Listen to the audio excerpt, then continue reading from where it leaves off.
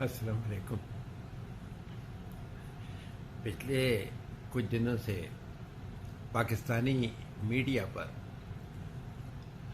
عورت مارچ کے حوالے سے بہت کچھ دکھائی دیا اور سنائی دیا۔ جس طرح عورتوں نے وہ عورت مارچ کیا، جس لباس میں وہ لوگ سڑکوں پہ آئیں، جس انداز میں انہوں نے اپنے آپ کو میڈیا کے سامنے پیش کیا، وغیرہ وغیرہ، جو بھی ساری باتیں، اس کے بارے میں امت اخبار والے نے رنڈی کا لفظ استعمال کر دیا۔ یہ لفظ ٹھیک ہے، زیادتی ہے، شاید نہیں استعمال کرنا چاہیے تھا اسے، لیکن بات دراصل یہ ہے کہ جس انداز میں وہ عورتیں سڑکوں پہ کھڑی تھیں، بغیر دوپٹوں کے، بغیر کسی اور سطر کے ڈھانکنے کی کوشش کرنے کے، اس طرح عموماً جسم کی نمائش کعبہ خانوں میں کی جاتی ہے، خواہ وہ یورپ کیوں یا امریکہ کیوں یا دنیا کے کسی اور ملک کے ہوں۔ اس بیچارے نے بھی یہ لفظ استعمال کر دیا، بہرحال وہ جانے، اس کا کام جانے۔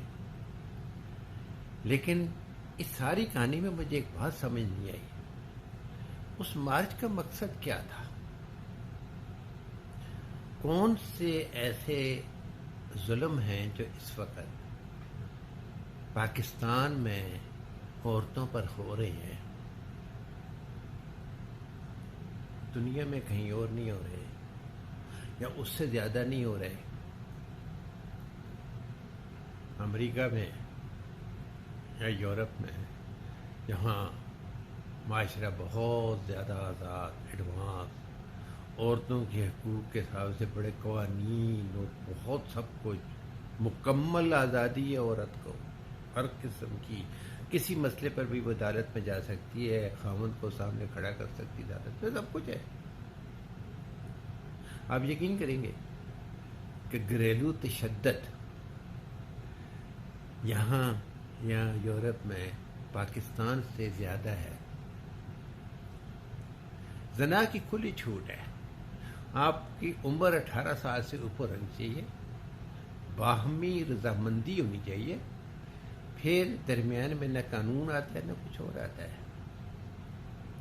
اس کے باوجود ریپ کے واقعات ان تمام ممالک میں پاکستان کی نسبت زیادہ ہے۔ معاف کیجیے گا، میں یہ نہیں کہہ رہا ہوں کہ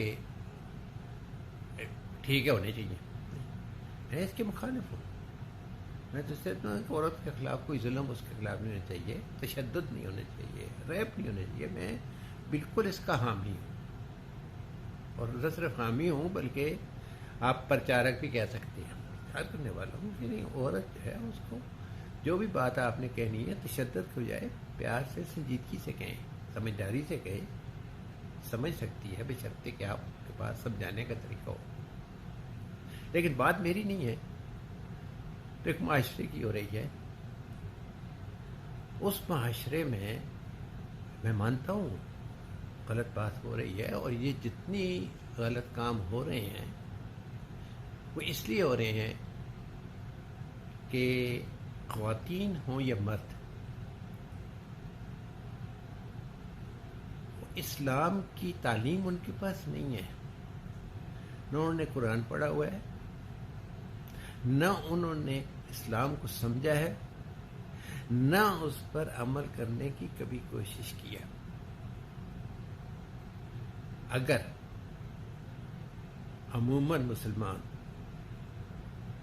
قرآن کو پڑھیں، اس کو سمجھیں اور اس پر عمل کریں، یہ دونوں کے لیے، خواتین کے لیے بھی اور مردوں کے لیے بھی، تو نوبت یہاں تک نہیں آئے گی۔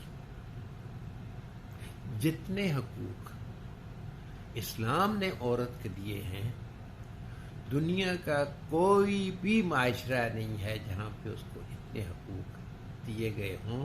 میں چیلنج کر رہا ہوں. بات دراصل جو ہے وہ یہ ہے کہ یہ جتنا بھی اس وقت غلط کام ہو رہے ہیں، جو کچھ ہو رہا ہے، اس کی بنیادی وجہ اسلام سے دوری ہے. اور اس چکر میں لپیٹ میں ہمارے وزیر اعظم صاحب بھی آ گئے. غلطی سے بیچارے کہہ بیٹھے کہ عورت کا لباس جو ہے مناسب ہونا چاہیے ریپ سے بچنے کے لیے. وہ بیچاروں کو کیا پتہ ہے کہ وہ عورت جو اللہ تعالیٰ کے احکامات کو چٹکیوں میں اڑا دیتی ہے اور اس پر عمل کرنے کے لیے تیار نہیں ہے، وہ آپ کو کہاں بخشے گی. اب وہ جو بھی مسئلہ ہے، لیکن اس میں ایک بہت بڑا مسئلہ جو اس وقت میڈیا پہ آیا ہوا ہے کہ یہ حجاب، کیا حجاب جو ہے وہ عورتوں کو جو دفاتر میں یا بازاروں میں یا باہر کہیں پر جو ہے وہ ہو رہا ہے، عورتوں کے خلاف جرائم ہو رہے ہیں، کیا اس سے فرق پڑ سکتا ہے؟ میں آپ کے سامنے جو بات پیش کر رہا ہوں اس کو ذرا غور سے سنیے گا. یہ عورتوں پر حجاب اللہ تعالیٰ کو حکم ہے، یہ کسی اور کا حکم نہیں ہے، ڈائریکٹلی اللہ کا حکم ہے. اور اللہ تعالیٰ نے یہ حکم کیوں دیا ہے، اس کی ساری مصلحتیں تو وہی جانتا ہے، لیکن ایک چھوٹی سی بات اس نے کہہ دی تاکہ وہ ستائی نہ جائیں.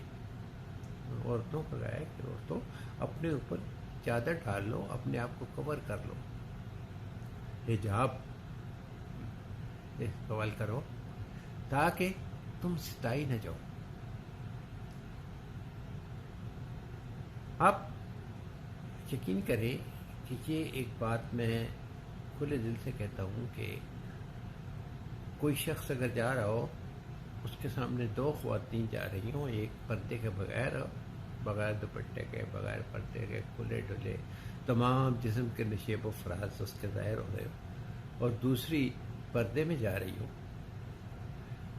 اس کے ذہن میں اگر کوئی برا خیال آتا ہے تو وہ یہی سوچتا ہے کہ یہ جو پردے کے بغیر عورت ہے اس سے بات بن سکتی ہے، پردے والی سے بات میری نہیں بنے گی، اس لیے کہ جب وہ اپنے جسم ظاہر نہیں کر رہی ہے تو میرے لیے کیسے میری بات سنے گی. یہ بات آزمانا چاہیں تو آزما لیں، لیکن دنیا میں ہمیشہ یہی ہوتا ہے.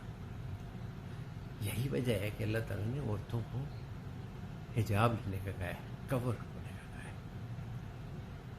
پھر اس کے بعد قرآن میں، حدیث میں بالکل واضح طور پر بتا دیا گیا ہے کہ جو زنا ہے یہ آنکھوں سے شروع ہوتا ہے. آنکھیں زنا کرتی ہیں، کان بھی ہوتے ہیں، باقی جسم کے حصات ہوتے ہیں، پاؤں ہوتے ہیں جس میں چل کے جاتا ہے. تو یہ سارے زنا کے لوازمات جب پورے ہو جاتے ہیں تو شرمگاہیں تصدیق کر دیتی ہیں یا تردید کر دیتی ہیں، لیکن یہ سب زنا کے مراحل ہیں جو اس کے کھاتے میں آتے ہیں. اب ایک عورت اگر حجاب میں ہے، برقعے میں، چادر میں لپٹائی ہے، تو آپ خود بتائیں نا کہ آپ کی نظر کیا کرے گی؟ چادر سے گھوم گھام کے واپس آ جائے گی. اگر کوئی خاتون لوچدار انداز میں باتیں نہیں کر رہی ہے آپ سے، جو کہ اسلام میں منع ہے، تو آپ کے کان کیا کریں گے؟ کرخت سے ایک آواز آئی، آپ پیچھے ہٹ گئے، بات ختم ہو گئی.